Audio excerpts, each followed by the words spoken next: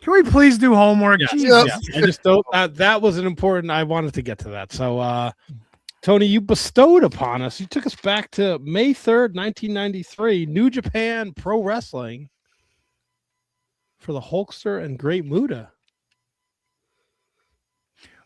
We needed with Hulk Hogan leaving us last year. We needed to bring it back. We needed the world to know that the Hulkster was just not body slams and leg drops. And what better opponent to showcase what the Hulkster can do in terms of professional wrestling than the Great Muta? And this is New Japan.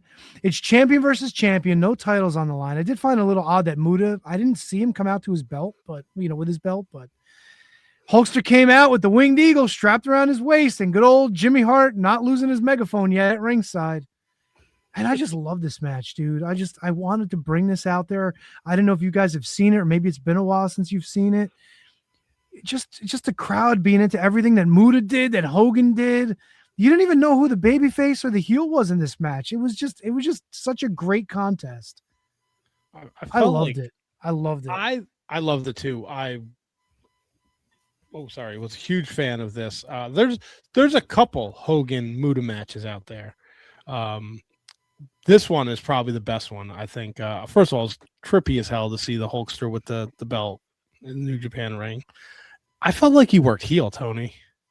A little bit, but the Hulkster, like, part of his repertoire, even in the States as a good guy, was heel stuff with the eye rakes, the back rakes. Sometimes he'd even get in the fucking the noogies and shit when the referee wasn't looking, the punches.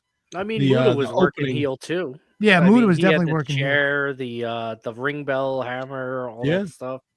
The mist. Hogan with the lockup and then the rolling arm bar. Mm-hmm. Love it. Wild. Yeah.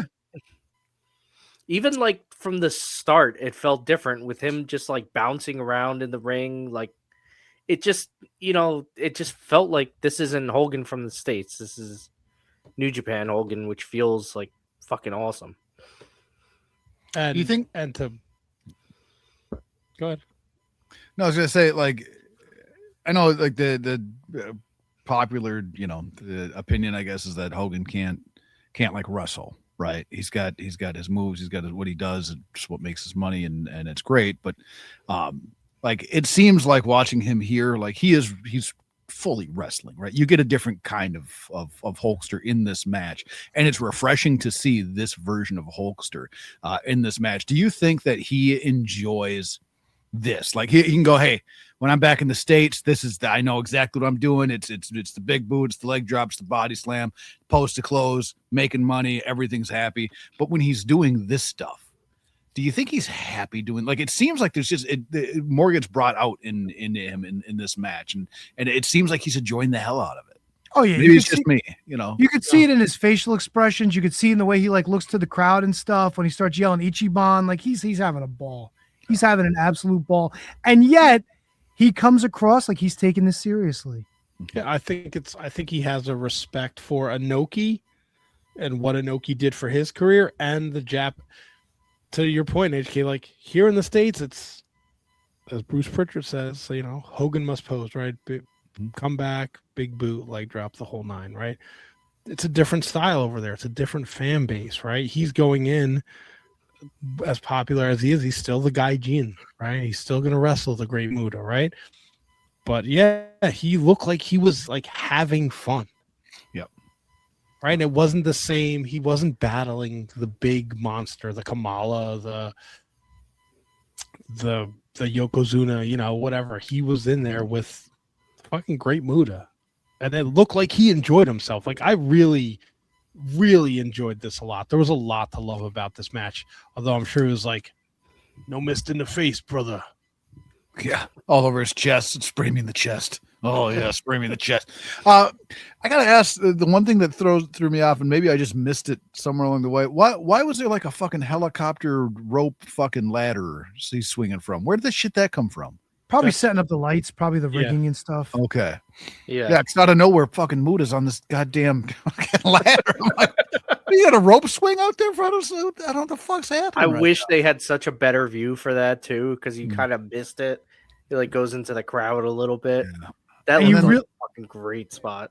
And you get a feel for how long that ramp really is when Muta fucking starts running down the ramp and then comes back. And I always liked the way the Hulkster took his bumps out of the ring, because he always fell backward between the second and third ropes and tumbled out. It always looks so good that a man his size would just kind of get janked out of the ring that way, instead of trying to throw himself over the top or trying to just like stumble, whatever. Like that fall through the ropes was perfect every time he did it. It always looked like somebody really did a number on him to get him to fucking fall out of the ring like that. I love that. I love that bump. Why the finish? Why the leg drop and then the fucking like?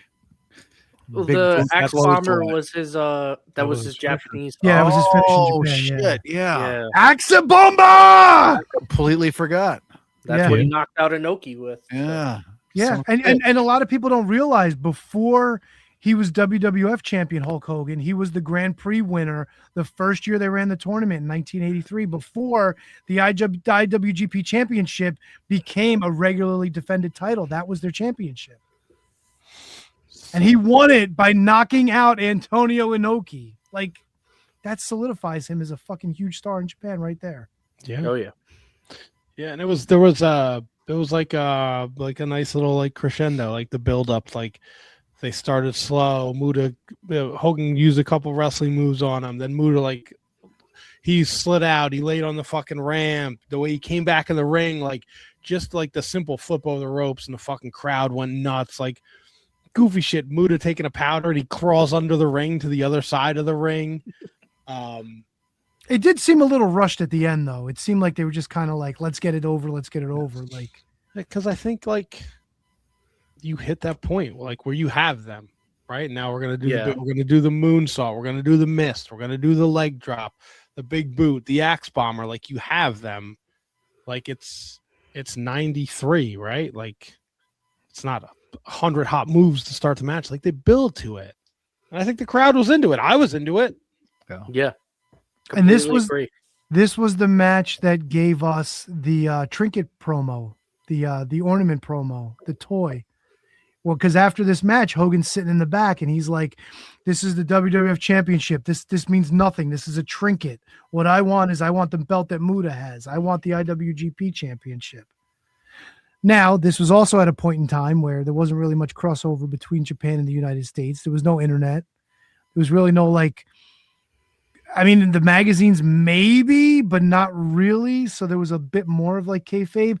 And by the way, this was after Hogan wins at WrestleMania 9 as well. So, Yep. You know, Yeah. Hogan and the WWE Championship, they're not long for this world. It would take another 9 years before he wins that championship back. But, you know. Beefcake was also on this card, and he beat Masa Saito in 8 minutes. Oh, and Sting was on the card too, wasn't he? Yeah, him and Scott Norton went to a no contest. See, we had a crossover here. This is a crossover that means something. There's WWF, WCW, New Japan all in the same show. Yeah, And Hogan- just like there was Limitless Pro had AEW and WWE and Limitless all on one, like all in one show. So Limitless equals New Japan now. Gotcha. Not too far off. And MLW. Oh shit, yeah. that's right. Yeah. Huh? Yeah. Right. MLW is doing like a big super show coming up, right? And MLW, CMLL, and New Japan. Nice. Does New Japan just work with any promotion it can in the US? More or less. Yeah, Fucking wrestling slut.